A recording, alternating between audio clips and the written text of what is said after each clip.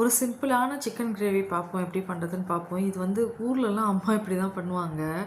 அப்போ பார்த்தது தான். நான் 2, 3 வகையில பண்ணுவேன். நான் செட்டிநாடு பண்ணுவேன், தேங்காய் எண்ணெய்லயும் பண்ணுவேன். அந்த மாதிரி 2, 3 வகையில பண்ணுவேன் சிக்கன் கிரேவியை.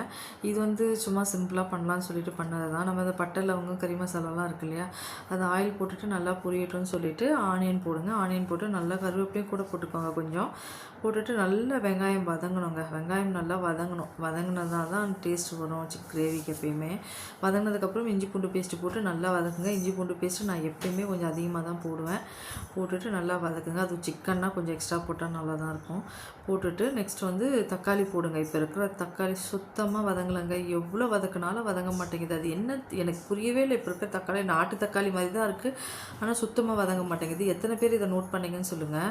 நெக்ஸ்ட் வந்து சிக்கனை போட்டுட்டு நல்லா வதக்கிட்டு அப்படியே மஞ்சள் பொடி, மிளகாய் பொடி, நம்ம வீட்டில் இருக்கிற குழம்பு மிளகாய் பொடி தான் போடணும். போட்டுட்டு நல்லா தண்ணியை கொஞ்சம் ஊற்றிட்டு கொதிக்கிட்டோம்னு சொல்லி விடுங்க. நல்லா கொதிக்கிட்டோம். நான் ரொம்ப கிரேவியாக வைக்கல, தண்ணியாலாம் ஓரளவுக்கு செமி கிரேவியாக தான் வச்சேன்.